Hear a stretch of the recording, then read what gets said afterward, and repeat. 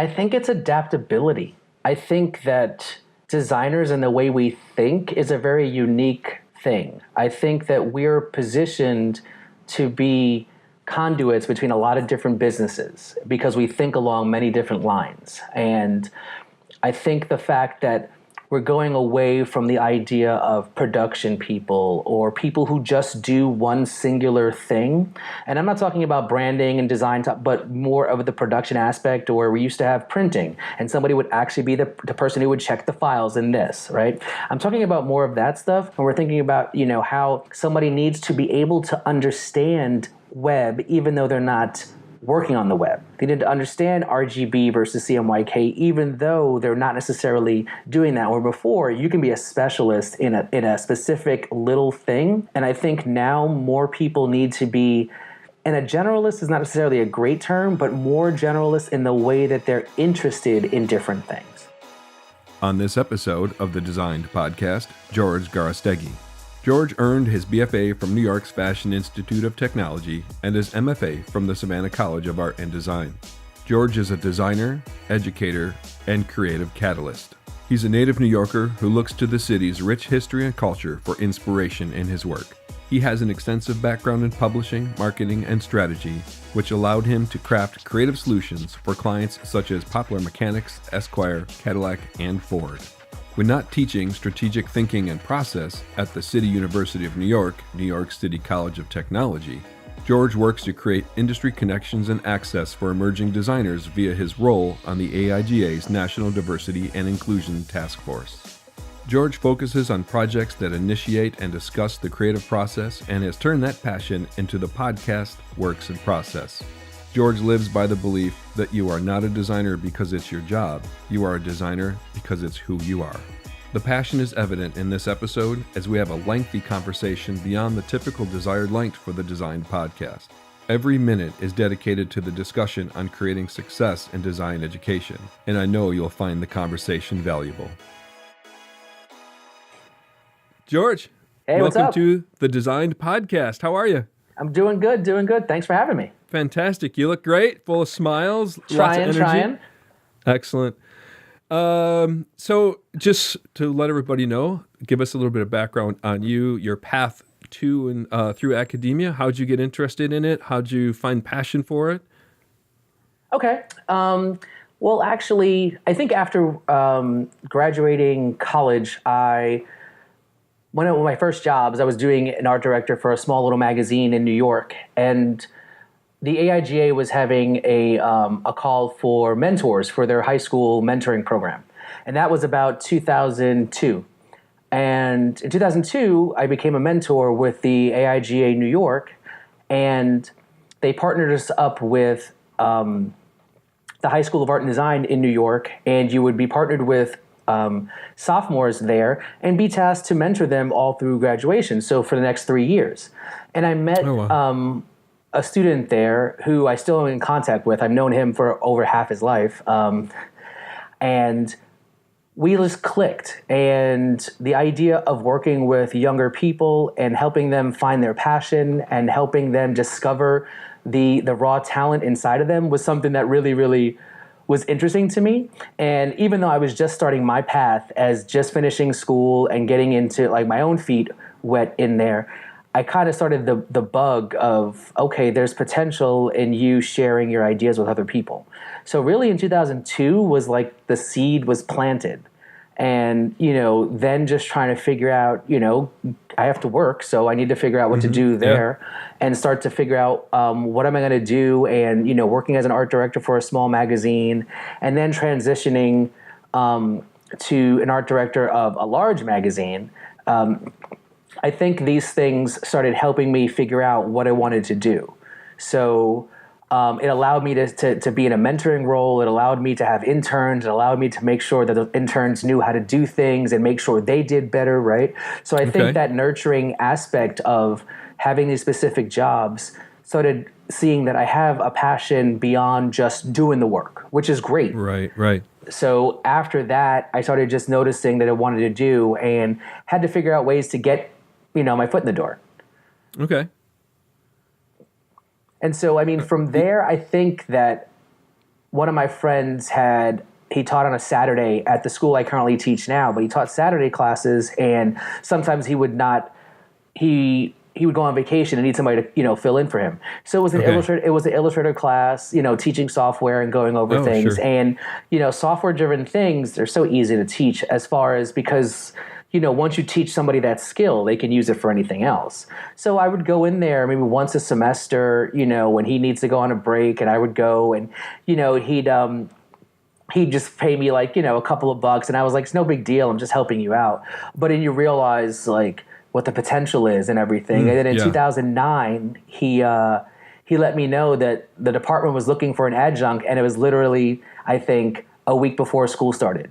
Wow. Yeah. Yeah. So it was, I think they had another opening for something, and our spring semester starts at the end of January. And in the middle of January, he was like, hey, if you're interested, my chair is looking for something, and give him an email. So I did. And the chair said, okay, cool. Come in tomorrow and let's look at your stuff. And we just had a conversation. And he was like, okay, cool. Can you start Saturday? Oh, wow. That's a little bit, what do they call that? Test by fire or whatever the heck that saying definitely. is. Yeah. What class was that? I mean, there was no time to like prepare. Like, I don't even know how to like. What's a grade rubric, right? Yeah. I mean, all of that had no idea. What it was a class called digital imaging, which is basically teaching Photoshop, and this was in 2009. So it was basically just trial by fire, exactly what you said, but teaching Photoshop and teaching beginning Photoshop. So it was very software driven, and the way I approached it was just. You're going to give weird projects, but you're allowing yourself to understand how to use all the nuances of the tools. Exactly, right. And it's one of those things where I think that's sometimes software is, you just need to play with the software to really understand it. Exactly, and, yes. It's not something that you just go like, and when I was teaching the class, it got me better to know what actually tools were called, because I would know where they were on the toolbar and the file menu. Right. But if you said, what's that thing called? I'd be like, I don't know. You just do this. And that was one of the things that's teaching myself, oh, wow, this is called the lasso tool. And this is called the marquee tool. And this is called the move tool or the selection path tool or this, right? Or clipping path. I knew how to do all of them, but didn't actually know what they were called. And then I always find that tough because students are like, teach me how to do it. Teach me the software. And it's not like that. No. I mean, I can show you what the things do, but you have to teach yourself the software, but I'm going to show you the tools. I'm going to teach you what the tools do. Yeah. You just kind of have to find your own route through it. I don't know. Because I think they want to mimic something and they're not telling you that. And I'm like, hey, if you have an example that you're looking to do, then I can teach you how to do that. But if you're just saying teaching me the software, there's so many nuances. I can teach you Photoshop and how to make an animated GIF in a movie and export that, but that's not probably what you mean. Right, exactly. Yeah, that's well put. Yeah. And then we could show them 5 to 10 different ways to do it to get to the end results. That's the other thing I try to get across with it. It's really interesting. Did they like set you up with some material to start that class? Like, here's someone's syllabus, go for it. Yeah, so the friend who gave me the insight of the job, he said, oh, this other person is teaching it that I know, why don't you try contacting him and get his syllabus, right? So for the first semester, I just kind of pulled his syllabus, looked at a lot of things of what he's done, and said, okay, I'm going to start from here. And then literally, because it was only a week, I took one of the, I think it was like Adobe in a Classroom books and kind of went through that. So one, it gets my feet wet. One, at least I know what they're trying to teach people, because it still was software based and it was all always Adobe and never was anything else. So I used that as my basis and figuring out, and through that trial and error, it was, how do I grade these people? How do I make sure that I'm being objective about what I'm looking at in a subjective field? Like, So how do I Yeah. make sure that if I'm asking you technical things, right? Did you understand how to bring something on a layer? Did you make sure that it was multiplied accordingly? Did you know how to use a mask and not just erase the background, right? Right. Yeah. So that was, and for that, I have to go and look in their files and look at all the layers, right? And if I'm asking you to do these things and group these things, and you have 20 layers that I asked you to do, awesome, because that means you technically knew how to do things.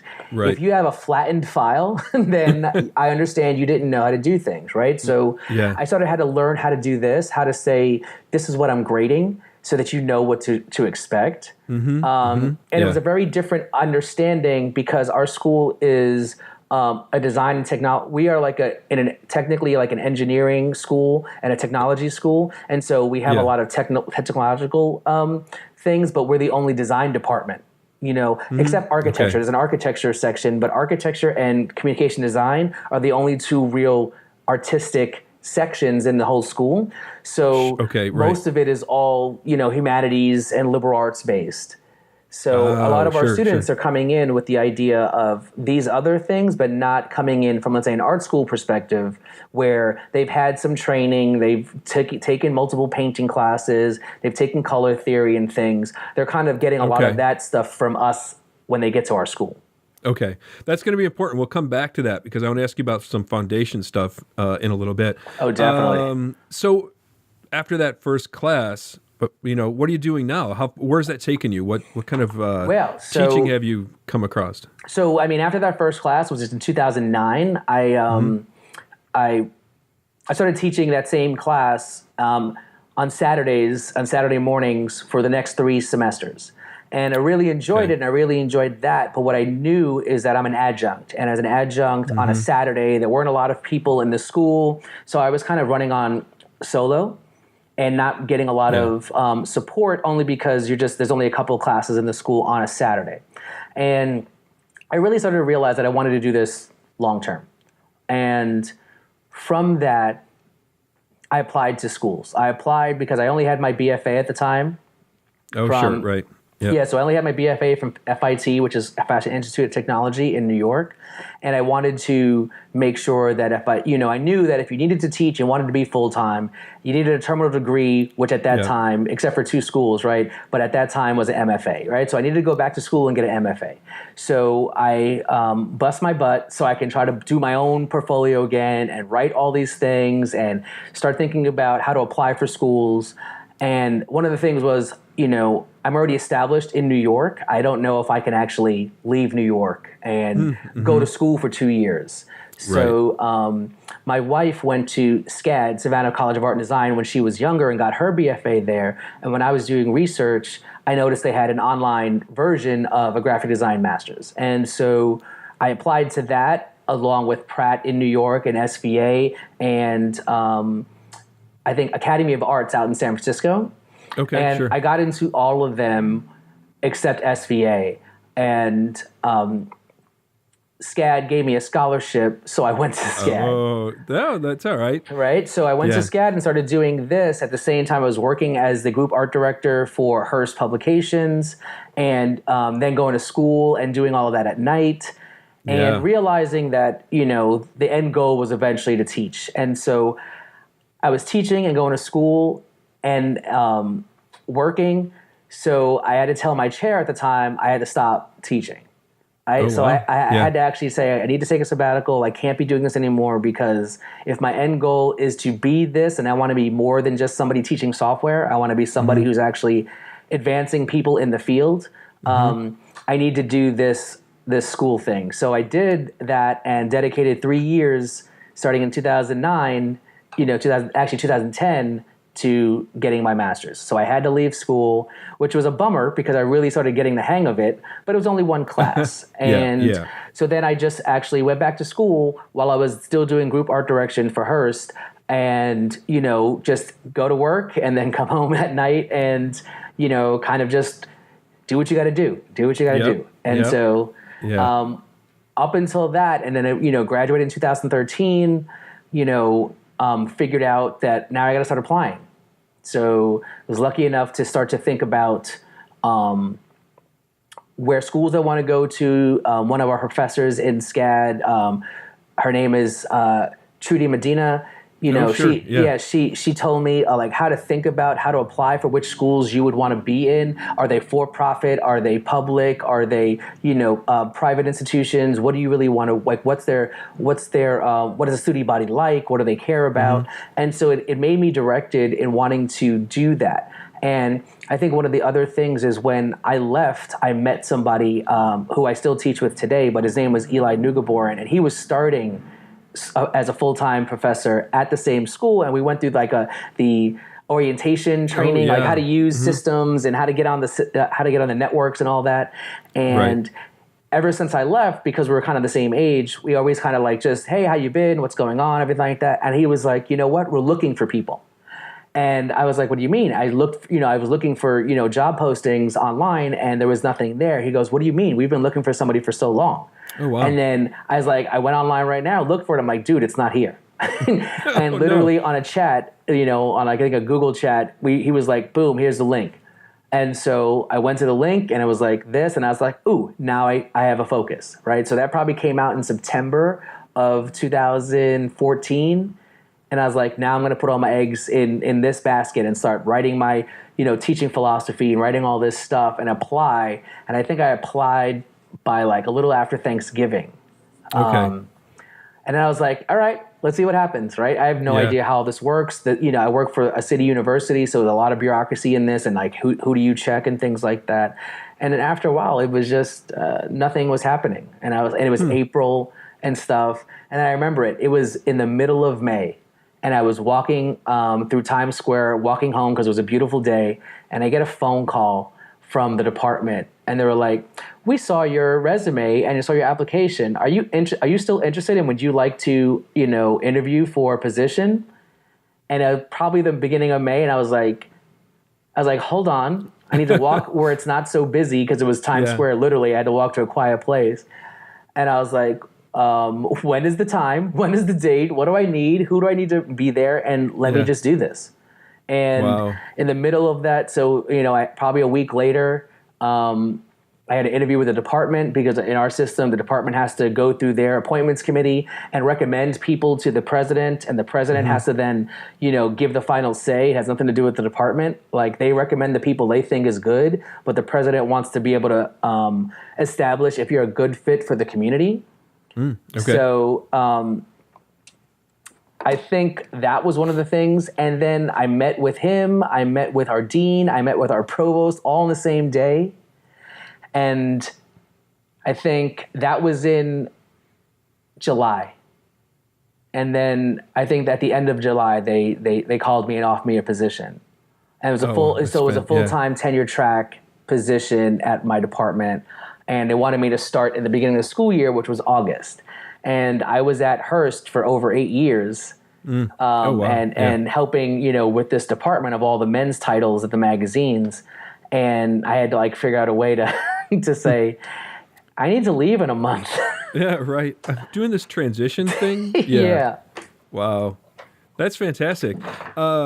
There's actually some really great stuff in there that maybe we can have a conversation at another podcast too, talking about, that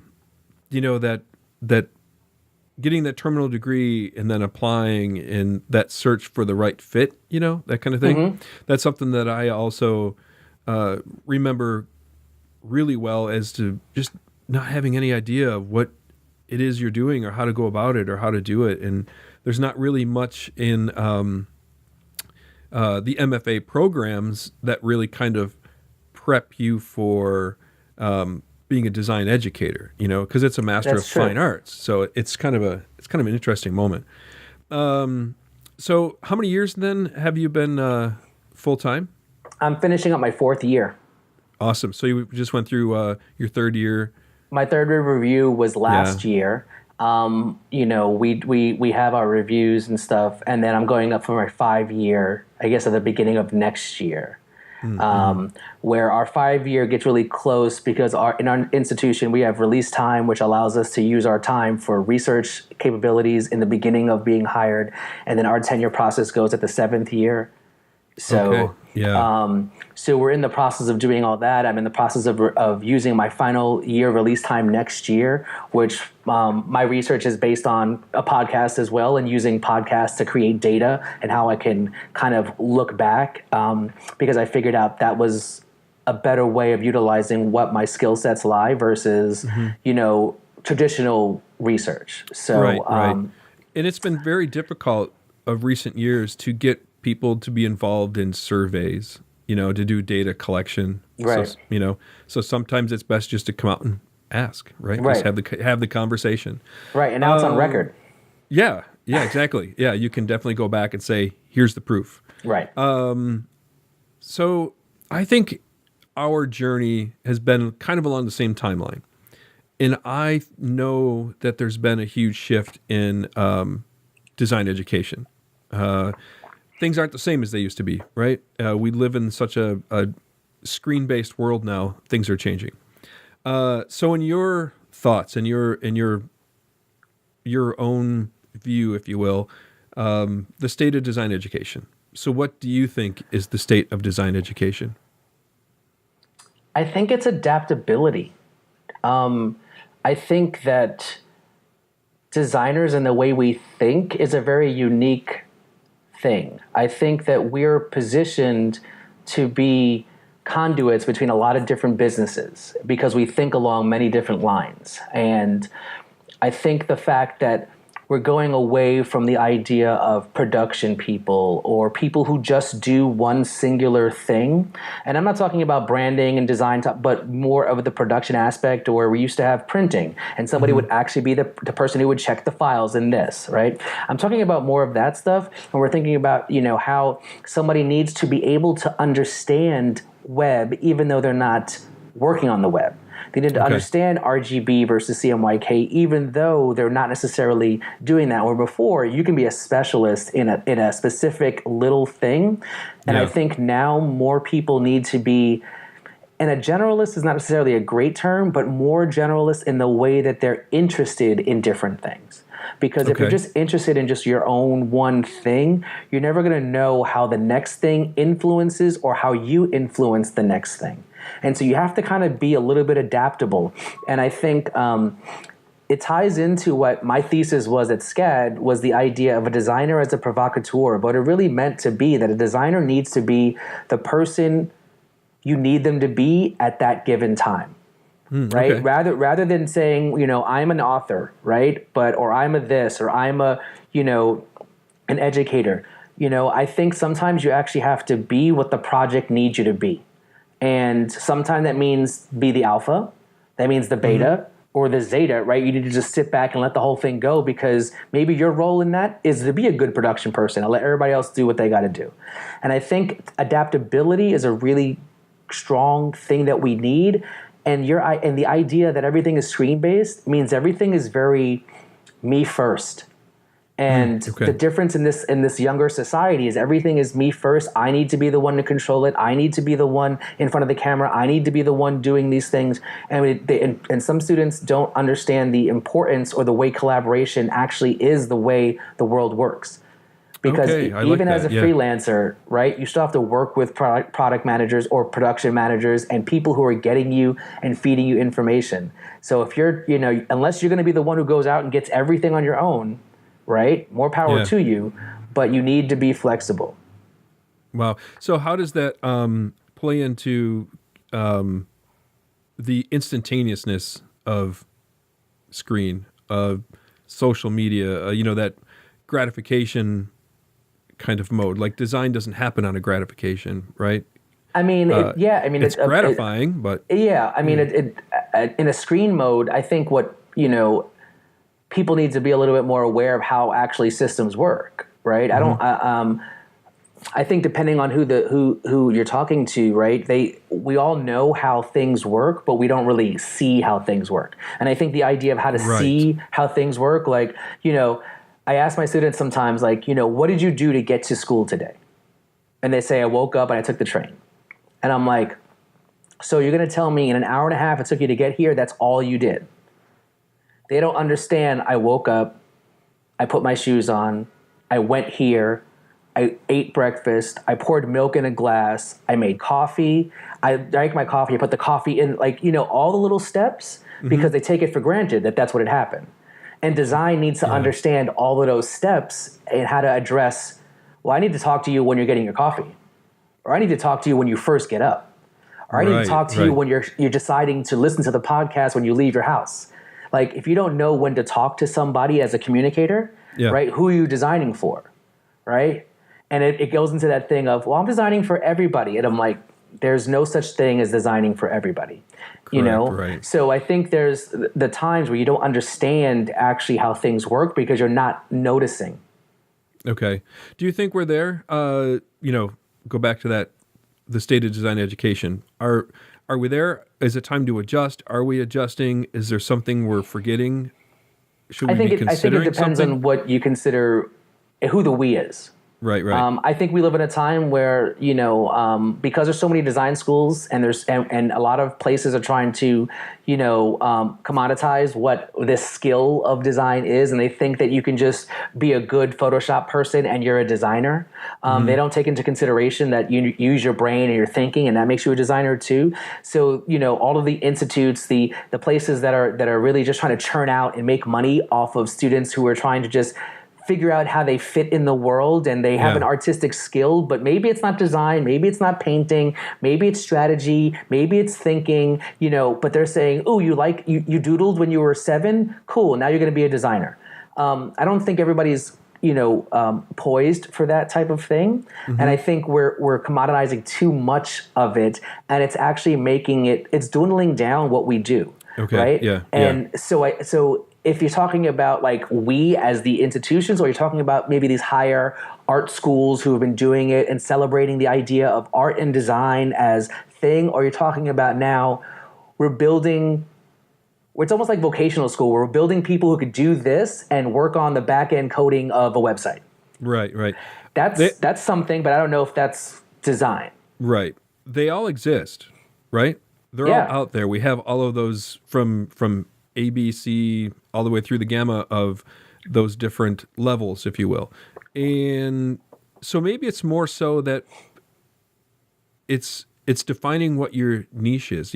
What is your specialty at your university, at said school, whether it's a SVA or a state school or a private school or whatever it might be, but knowing what you're best at and focusing on that. Yeah. I think that's one thing I've talked a lot about with a lot of faculty is, what's the 4-year outcome? What does that look like? And then you kind of got to reverse engineer that process to kind of, what is it at 3 years, 2 years, 1 year? What are each of those steps? Yeah, and we've been rethinking that and retooling our curriculum as of last year. We just started our whole brand new curriculum, which just organize things in what you exactly you said, a reverse engineering way, where it allows us to think, where do we want our students to be, and how do we get them to that point? And being a city university, who we don't have, we have there's no barrier to entry. We don't need to have a portfolio to get into our school. Somebody can just come in. So we have open enrollment. So we have the people who are just like, I love coming to City Tech, or, you know what, I've been doodling since I was a kid and I'm in City Tech and I want to see what design's about. Right? So we don't have a level of, we know what you're coming in with a certain skill set. So we're trying to build all of that in your foundational years and then guide you a little bit more in your upper level years, your last 2, to what you want to be. Right? So we're doing a little bit of both at the same time, because we're not necessarily a traditional, university that people are coming in like, oh, I understand you've had painting for 3 years and you understand color theory, so we don't assume that going in. Yes. And I think there's so many more universities now have to consider that, just because of the change of art at the high school level, right? In K through 12. It's changed so much due to different budgets and different constraints that we have to assume that they don't have any of that background. Right. So that leads me to my next question: art and design, or art versus design? As somebody who grew up as just a lover of art and been drawing since like as far as I can remember, I have to go art and design, because I almost think that you can't take away the fact that the ability to see is in both. To be able to understand color and theory and beauty on a level that is about how does it communicate information. Now, one is a form of expression and one is a form of communication. So we know there's a different end result. But if you understand how to view the world because you see that there's beautiful things in it, and I think that's a very artistic viewpoint, I think if you understand that, then you're able to bring that same level of sensibility to design. So I would never say verse, because then they're kind of like, not polar opposites, but then they're against each other.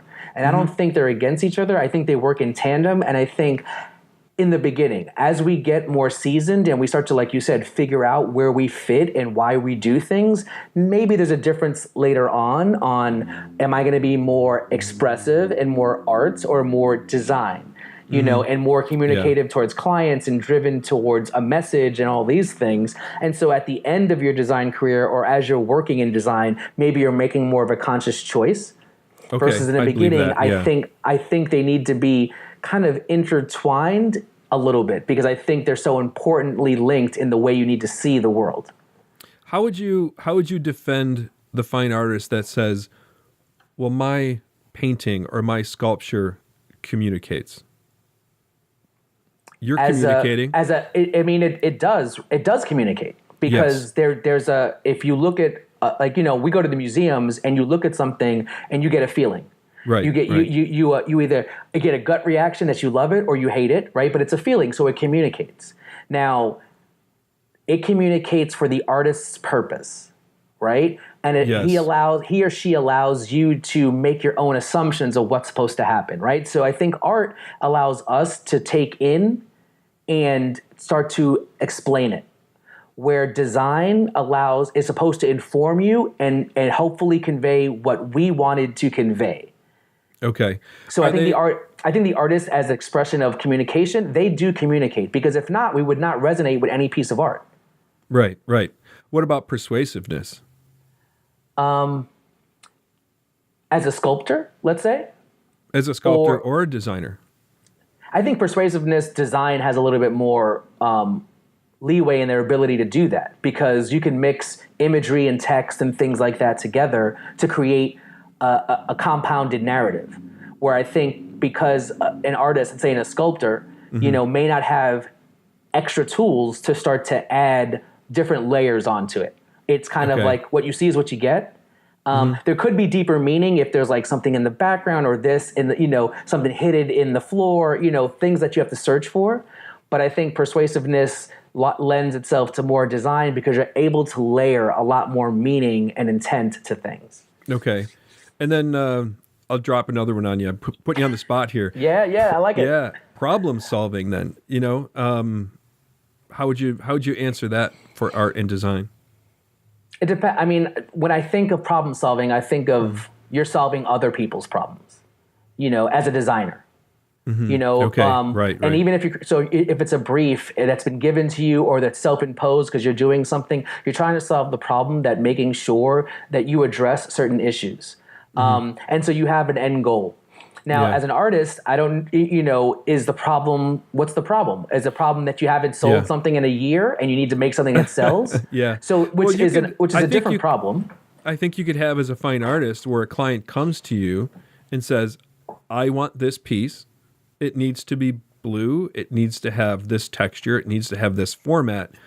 So I think oftentimes it does become difficult for young people to understand the difference between art and design, and to understand that they do work together, which is kind of where I'm, kind of digging in with that question. And I think you did a great job answering that and approaching those things. So how else would you kind of help that young person understand? Because they're like, well, why am I doing this versus that? Why is design so different, So like the understanding of, let's say, why the combination of art and design is almost so important? Sure, yeah. Like, we don't call it graphic art. I mean, we used to, right? But now it's graphic design. Yeah. But even an artist would tell you a graphic arts is a trade where fine arts is more of a skilled artistic expression. So, and I think even going back to your example, right, when a client comes into play for that artist, it changes the intention. So, like if Michelangelo was actually asked to do this for a specific thing for the Pope, right, or the Sistine Chapel, like he's doing it for a purpose. Right. He knows the intention of what it needs to happen versus him just being able to say, I'm making the David just for me. And if you want to buy it, you buy it. No, he had benefactors who told him what they wanted and things like that. So he understood the end goal. So, I think that's the thing is that, you don't have to be an artist to know that art and design work together, right? So students don't have to say that, oh my God, I haven't drawn, which I think is one of the hardest things when you're asking them for thumbnails and sketches, right? It's like, oh, I don't draw well. And I'm like, I'm not asking you to draw well. I'm asking you to communicate an idea well. Exactly, yes. And I think it's if your stick figure drawn can tell me what the person's going to do, then you communicated your idea really well. Oh, that's perfect. Yeah, that's a virtual high five right there because I use that same example. When I start out Intro to Graphic Design, we talk about my first project. They have to draw something because they're looking at a photo and then they're drawing it. But I told them you're not drawing a photorealistic expression. What I want you to do is, can you see the form and the shape and the value and the texture? Can you break it down into its basic objects, its basic formats, basic elements? And they're like, well, I can't draw. So, I do that on the whiteboard. Little stick figure, I do a little girl with a skirt and some balloons. And I'm like, does everyone know what that is?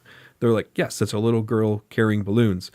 I've communicated. And I'm like, that's what I'm asking you to do. I'm asking you to communicate. Right. It doesn't mean you have to be a photo, realistic drawing. Yeah. I mean, right when you were talking, I just thought about it. You ever played Pictionary?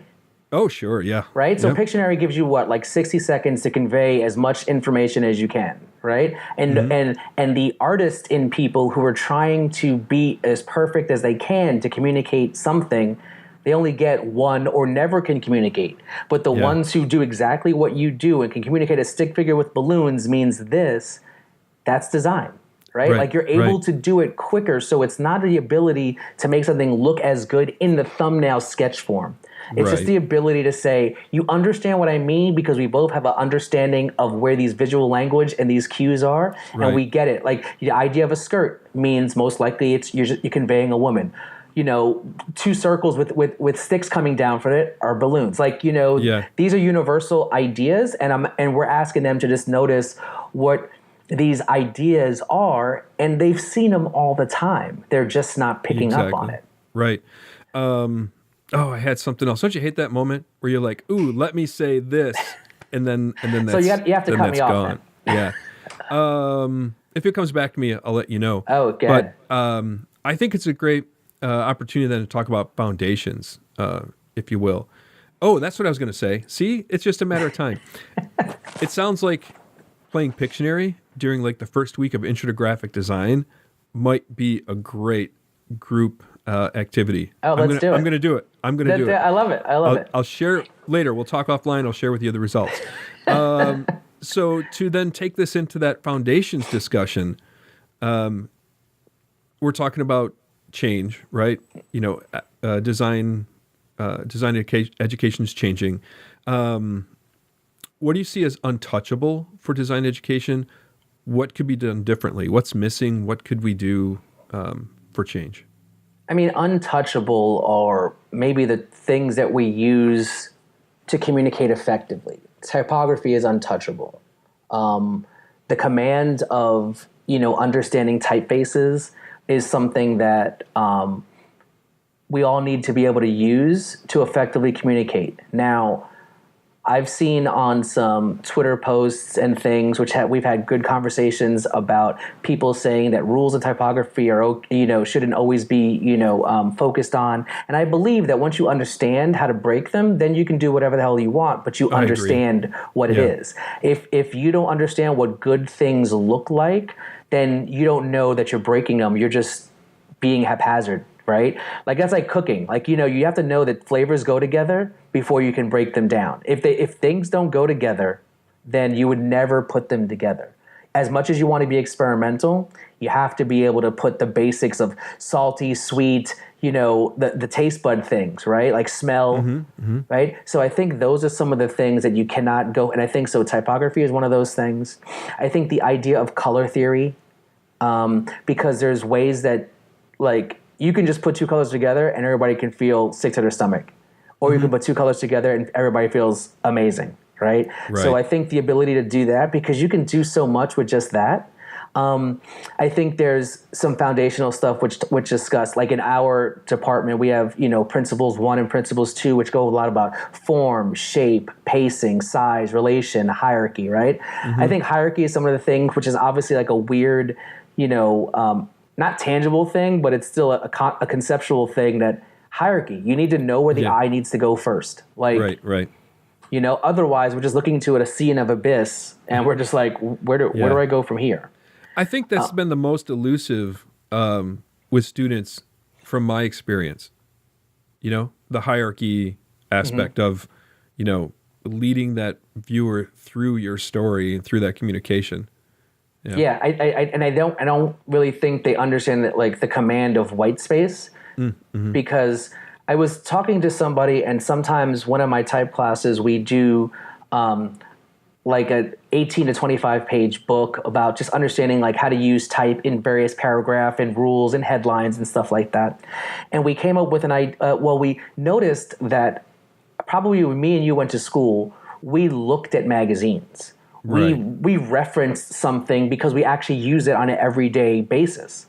When I'm asking a student today to construct a book and pacing and understand all these different typographic, you know, rules or norms, I then look back and say, well, what are they looking at? And if they're looking at the screen all the time, there's no sense of rules and norms because everything is very uniform. Right? Like Apple controls the way it looks, Google controls the way it looks, you know, like, you know, of course, certain, you know, good websites are able to make things hierarchically, you know, advanced, but usually there's a universal form of how the headlines look. So it's kind of, the headline is, you know, H1, H2 is this size, paragraph is this size, H6 and H5 are these size, caption is this, right? So there's a universal form that students don't understand, but then they don't interact with the normal magazines where we're like, ooh, there's a big photo on the left side, there's a huge headline on the right side, the subhead is now off to the left, and then the copy is just, you know, there.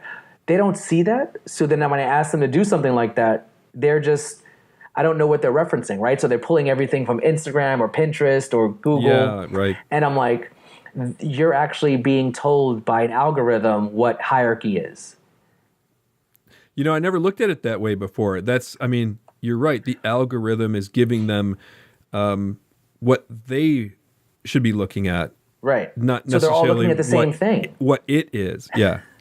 Right? They're all noticing the same thing. So when I ask them for examples and you come in and everybody's getting the same examples because it's the first 3 photos on Google. Yeah. And I think that's not a testament to them because it's what they notice all the time. Right. So I think we have to do a better job of maybe advancing how do we take those rules and moving it more into a digital space so they can understand it more. I think if they understood it in those ways that maybe, you know, we start talking about headlines as H1, H2, H3, right? Because it translates to more things that they would eventually use later on versus headline, subhead, deck. Like those printed terminologies are great for us because we still use them, but I think later on, they're never going to hear, like, what's the deck? And they're like, what are you talking about? That's a good point, because I've noticed, you know, just saying the word subhead, students are like, what? What's a subhead?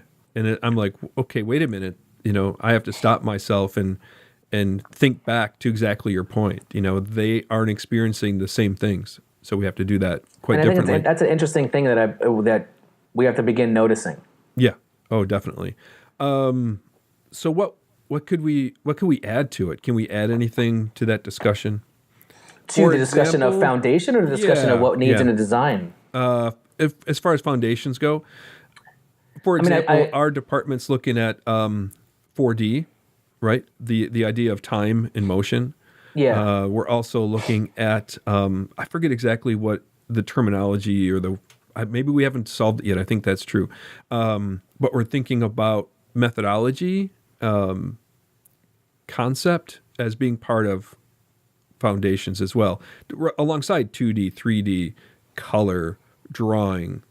Yeah, we're trying to establish a department process right now so that we can kind of have something that all of our full-time and adjuncts can kind of rally around, and we're all talking and speaking the same language. Mm-hmm. So, because we're actually a really large department, but because we're very adjunct-centric, we only have about 20 full-time and maybe 80 adjuncts. So we have a large adjunct faculty that is working with a lot of our students, and we need to be a little bit more uniform in the way we're, as a department, sharing and disseminating information. So we're thinking about doing a process that we can say that we use universally. Mm-hmm. And I think what we're understanding, because our student body is so diverse, and what the opportunities are in New York for the ability for them to have access to a lot of agencies and studios that are here, and obviously benefit from the fact that they're diverse, and what the agencies and the industry is looking for is more diversity. Mm-hmm. So we're playing into that to be able to say, well, what you just mentioned, being more conceptual, being more strategic in why you're doing things, is another avenue that's beyond just being great at the visual, Right. So I think we're noticing a lot of those things and figuring out how to add that to our process, and to say that you are going to be a visual person and you're also going to be a strategic person, and depending on what the job needs, you can fit both roles. Right. And that even goes back to what you're talking about earlier about students having to be able to do more, right? You're not just going to be a print designer at a magazine. Right. And it seems to be that there's a lot more video, there's a lot more app designers, you have to know enough that if they have a demand for something, that you have to be able to be prepared to take that on. Yeah. And you have to be willing to experiment yourself. You have to be willing to take the risk and saying, you know what? I don't know After Effects or Premiere Pro, but Photoshop does a little bit of video, and I can see if I can make something work. Right. Right. Go ahead. Go ahead. And I think that's just the ability of somebody thinking on their feet, and knowing where their skill set lies a little bit, so that they're able to say, well, I can't do this yet because it would take me way too long to figure out a software program, but I know what's supposed to happen, and I know if it fades out, I can make that happen in, Photoshop and things like that, and then apply that. And then, you know what? That's a great little mini tool to send to the real videographer later on to say, this is the way it should work. Right. Here's my storyboard, here's my concept, right? But I've taken you on that journey a little bit, instead of just being like, here, do this thing. So I think it's a little bit of the idea that, people need to be, and even us, to ability when we don't know something, rather than just kind of go away from it and say, well, that's something I don't want to know. Figure out the ways that you can work it within your own skill set, because there are tools to do it. I don't do video in motion, but I can record a keynote presentation and it would make type move. Yeah. Yeah. So it's effective. Yeah. And that was the point I was going to make, is that resourcefulness, right? And it goes back to students that we talked about earlier, teach me software. Well, it's not about teaching you software. Yes, it's important that we do show you the basics and the foundations, but it's the ability to know, what do I want to do? What do I need to do? Right. And what do I know that can help me get there? And even if I don't know it, how am I resourceful enough to figure it out? Right. Right. And that's what we have to be preparing our students for, is the ability to be resourceful, to adapt on the fly, and be ready to go. Basically. Yeah. So is it print versus digital? Right. So where do we stand there for design education? Print and digital. I mean, as a person who grew up, dealing with print, I want to say print as but it's, we have to be real. If we're talking about students never looking at a magazine to design a multi-page book, right? We have to look about how they experience things digital. How do they translate ideas for the digital form? Because in reality, when you're talking about websites and people say mobile first, right? So because that's where the first connection is, and then we design everything else around that. You have to think digital, maybe even primary, because the way they're experiencing most things, even if you're putting it on a TV, it's digital. Yeah. Right. So even if it's a commercial or you're using it for, like we use screensavers to convey information, right, to our students. It's still digital. It's still 1920 by 1080. So it has to be in that format. You have to understand those things versus, print, because when print is so intangible, and so they'll want to put a magazine spread in a bus shelter ad, and all they do is stretch it and skew it, and then it kills the whole design because they think that it's a rectangle that you're able to just morph. Right. They don't understand that a bus shelter is 48 inches by 67 inches versus a magazine is 8.5 by 11. Right. That little copy on the bottom that was legal on a magazine becomes like a secondary headline on a bus shelter. Yeah. They have to start looking at those concepts of responsiveness differently between print and digital. And yes, I just said responsiveness to print, and a lot of people are going, what is he talking about? No, I just started when you said that, it was perfect, because responsiveness to print is how do you make something look for a magazine, a billboard, a bus shelter, a side of a plane, whatever, right? It's the same exact thing, but it's wider, so the headline goes wider. If it's narrower, the headline gets multi-stacked. It is responsive. Yeah, how do you maintain your hierarchy? Yeah. Yeah. And actually, that's a great way to talk about print is to talk about the responsive nature, because then it goes back to merging digital, terminology, but bringing it into print. Because when they eventually do go into doing anything for the web, and you're like, okay, make a website, but then make a banner, and then make a this, and you're like, why are you still using a headline that's going, the long way when it's only this big? You have to think about the responsiveness of that. Yeah, that's actually a great term. Yeah, let's see if I remember it come fall. Well, just re-listen to the podcast. Yeah, so we'll just replay it every night. So it even comes down to, and what's your response to this? The idea of, does print influence digital, or does digital influence print?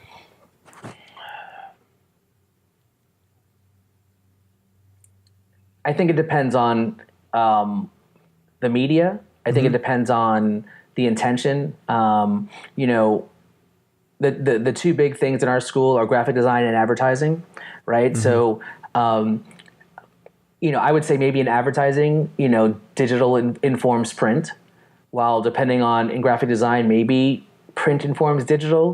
But I think it really depends on intent, right? I think, what you're trying to do and who you're trying to communicate to.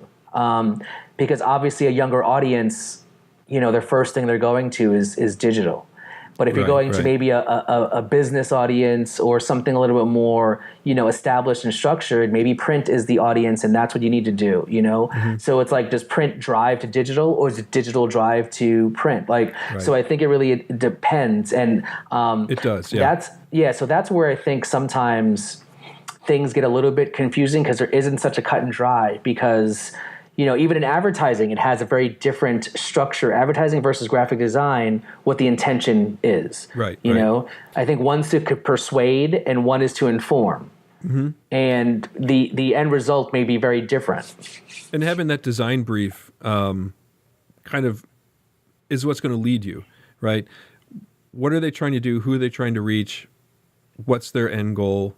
It's going to define, well, you need to be in digital. Well, actually, you need to be more print-based, but let's not just leave everything in print. Let's also move into digital. So wherever the dominant communication is, that's going to inform the other, obviously. And we tend to do a lot of our thinking of students thinking of what we call 360 integrated campaigns and things like that, because it's going to be able to say, how do you touch multiple platforms and media channels with this one piece of this one concept. Right. Because if you can do that, then you'll be able to hit more people, right? Your target audience will start to understand it and see it. And for somebody in New York, the idea of repetition, the idea that you see things one time, you don't notice it. You see things a second time, you don't notice it. But in the back of your head, your brain is telling you that I've seen these before. Yeah. And in the third and fourth time, you're like, why do these look so familiar?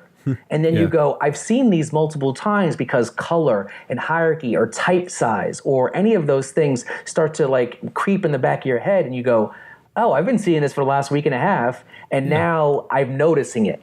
And I think that's the thing, that it's like, as long as you can translate your brain noticing that things are happening, and then one time something just clicks, and now you're paying attention. Yeah. And that's like you ever have the thing where you buy a car and you think you never had that car? I was just thinking that same exact analogy. And then everybody has your car now, and you're like, I thought nobody had this car, and now you notice that, Ford Pinto everywhere.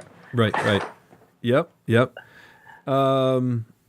So where is all this going to put us for the future of design education? What does it look like? What's going to be most important? 1 year, 5 years, 10 years? Down the line? Yeah. I mean, we have to be able to still think, right? I think that the ability for our students and for us to teach, for people like you said, to think on their feet and to be resourceful is something that's not going to go away. As you read the job descriptions of what they want entry-level designers to do, it's everything, right? Is, yeah. Like it's stuff that me and you probably can't do right now because that list gets longer and longer and longer. And so they're asking you to be a designer, but also in a meeting, take notes, but also in a meeting, can you quickly send a social post that we're having about the meeting right now? Can you do, right? So you need to be able to be that quick. So if you're just going to be kind of one type of person in the design world, you're best probably suited to do more freelance because you can control that. Right. You can control doing a lot less. Yeah. But if you want to be in the mix of like, how do you shape design and how do you think about pushing new boundaries, right? You need to know where the limit is and how to go past it. And you need to think about what the next thing is and how to take a class to do that later on, right? Because you can take motion class just for the sake of taking motion and then now how to apply that to your typographic poster. Like, right? So you don't need to do it in a motion thing, but you still understand the concepts of that. So I think the ability for us to keep on pushing where we're at and not being satisfied. I think as a designer, to be satisfied in something is actually when you stop being a designer or creative. Okay. Because then you don't see the need to push anything else. I've been always thinking about the idea, and even when students, like, if you don't see the need to adapt your portfolio once you finished it, like you should be able to look at it and go, I'm going to change that, and that. If you ever actually go back to do it is a different thing. But the fact that you want to change it means you're always thinking about how you can be better, because now you're looking at how you learned new things and trying to reflect on what you did before. Now, I don't mean you have to change those things, but the fact that you want to means you're always going to be a designer. When you stop looking at things and go, you know what? That's good. And this is good. And when you stop thinking of stuff like that, then I think you stop being a designer because your intentions change. What you want to do changes. Maybe you're at a good part of your life where you're like, I don't need to be thinking about that anymore.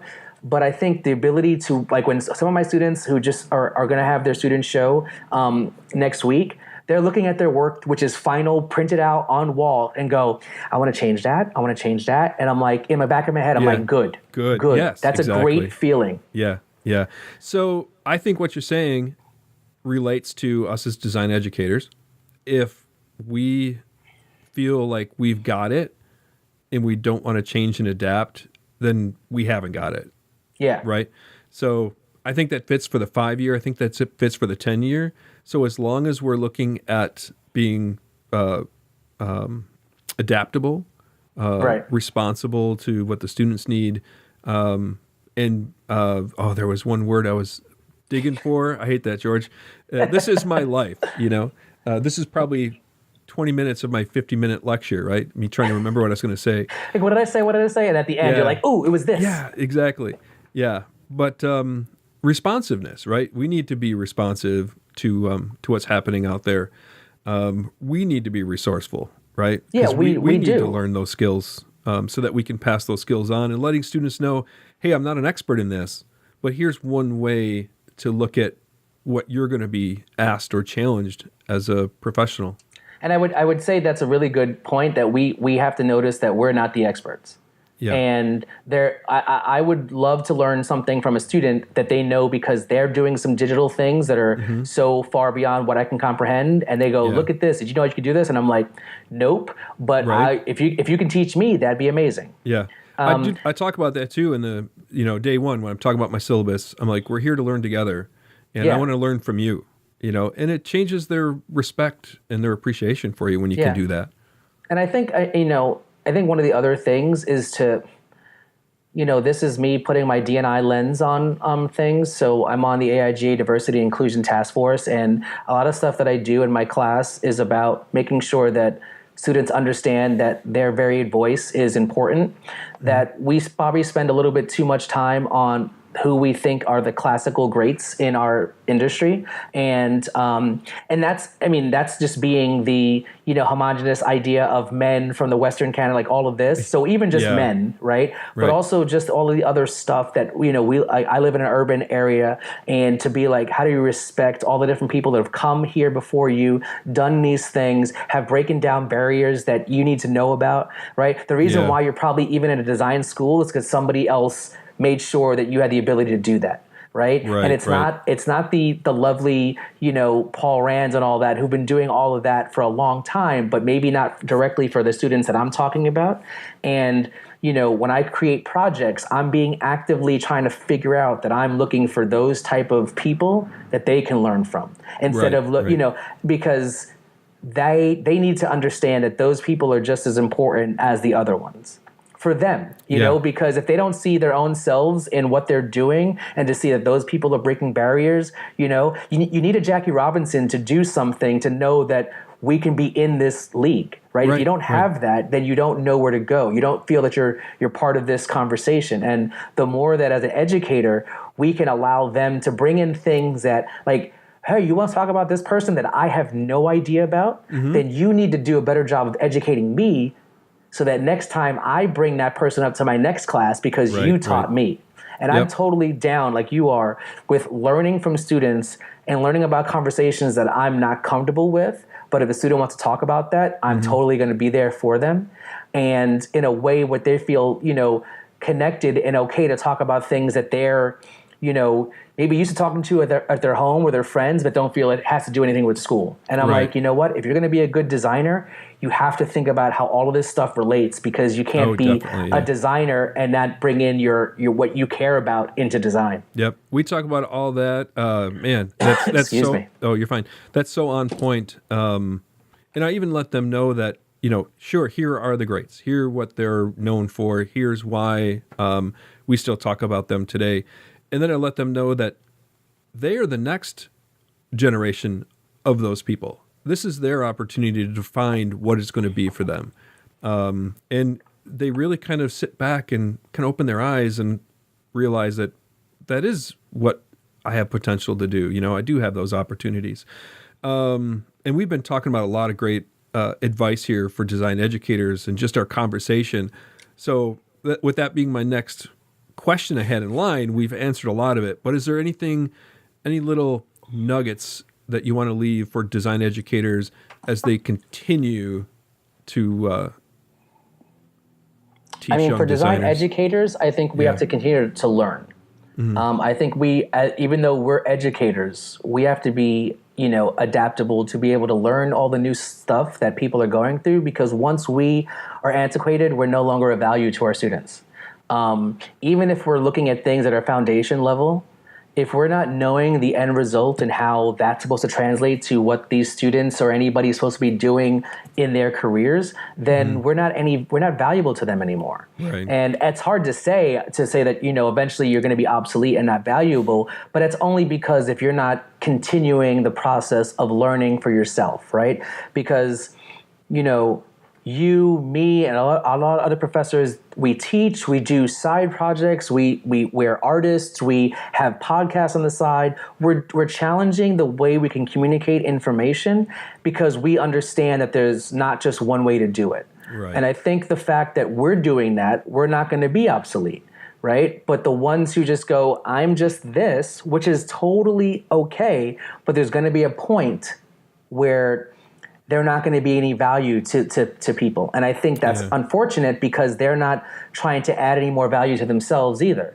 So, I came into podcasting and I had no idea what to do. And I just started, researching and looking at lynda.com and doing every resourceful thing that our students would probably be doing when they don't know something either. Right. They go right to YouTube to learn a technique. And you know what? So did I. Mm-hmm. And, if I have to go and do those things to let them know that. So when I'm telling them to do this and I'm asking them to push forward, I'm like, you know why?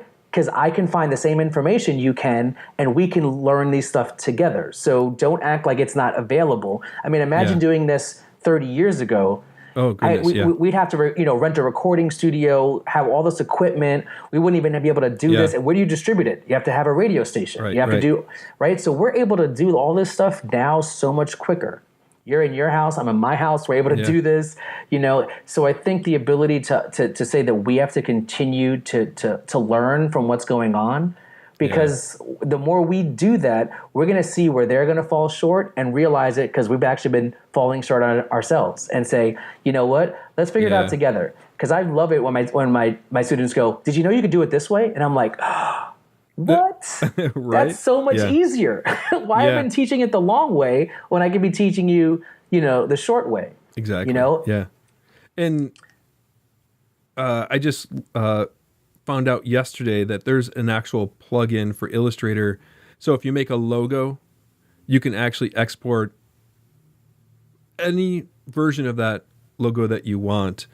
RGB, CMYK, spot color, emblem, word mark, letter mark. Like you can have all of your layers and everything in one file and just use this plugin, hit export. 5 minutes later, it'll give you anywhere from 20 to 200 different versions for screen and for print.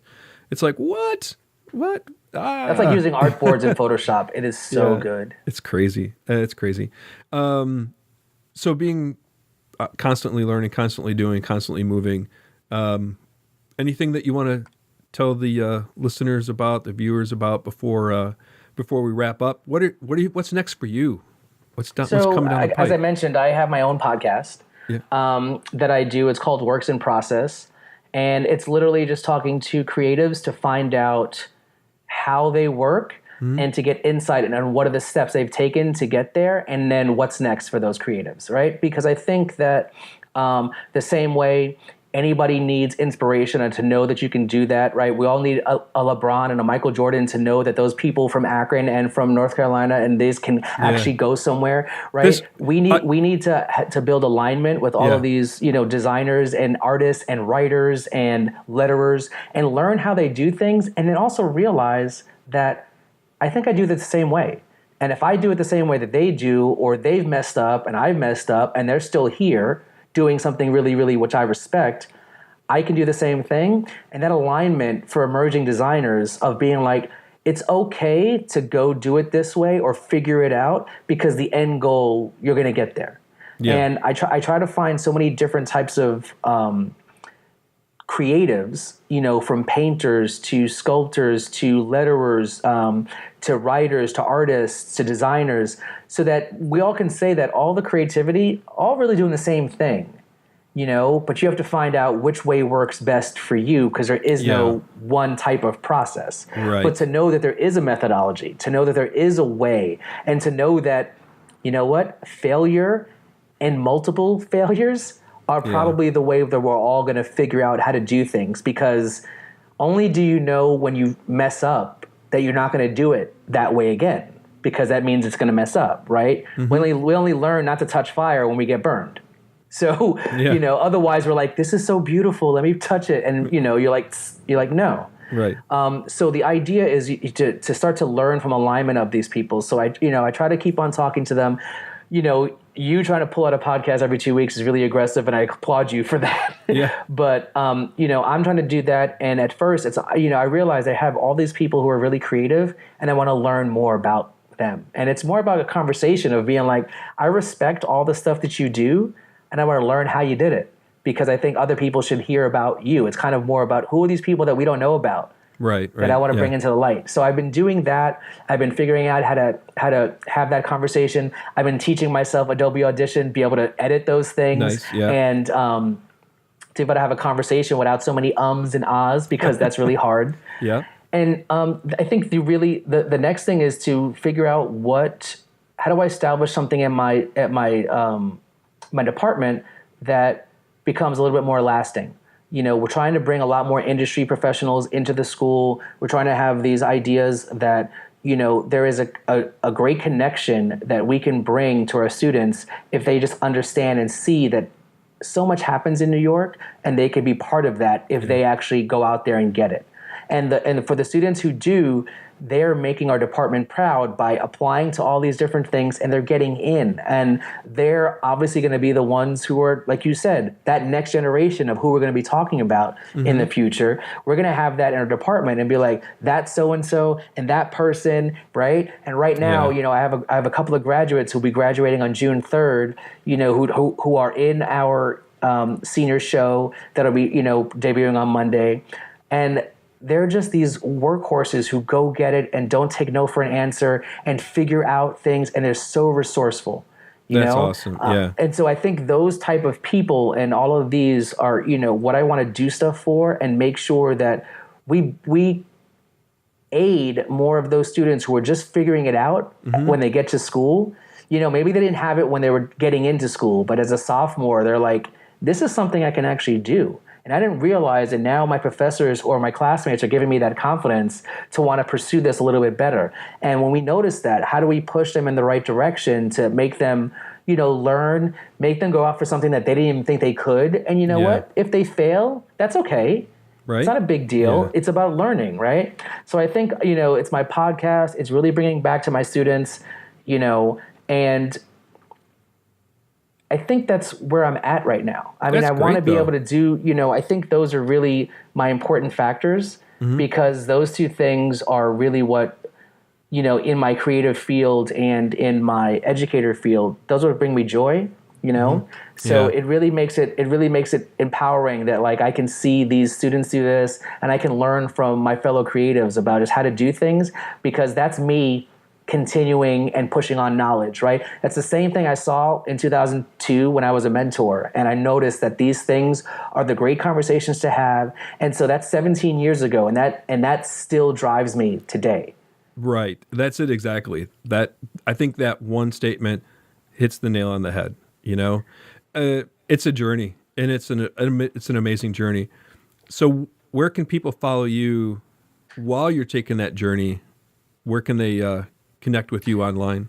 So if you want to follow my podcast, it is at wip.show. That's the website, and you can subscribe on all the major platforms from Spotify, Apple, Google, Stitcher, Tuned In, Radio Public, whatever. It's all the same thing. But if you want to follow me on, so that's my Works in Process podcast. But then you can follow me on Instagram and or Twitter at works_in_process, the whole thing. But then if you just want to follow me personally, it's G Garrastegui on all social media platforms. So G and my last name. It's my long last name, so I'm not going to spell it out here. But just follow me at my last name. Yeah, I'll leave some information in the notes for him. Yeah, but mostly Instagram and Twitter is where I do a lot of my stuff, and then most of Instagram for my podcast. Fantastic. Well, I really appreciate you spending the time with me today, George. We've had thank you, Pete. Great conversation. Oh, you're very welcome. Yeah. And, just keep doing it. Keep the journey going. Thank you. It's so different being on this side. Yeah. I've not been on that side of the podcast interview yet. So. All right. So we're going to make that happen. Oh, God. No. Yeah. All right. It's such a different vibe. Yeah. Well, I'll look forward to it. All right, definitely, George, definitely. I appreciate it. And let's keep creating success in design education. Thank you very much, Pete. I appreciate it. You bet. Take care. Bye. Take care.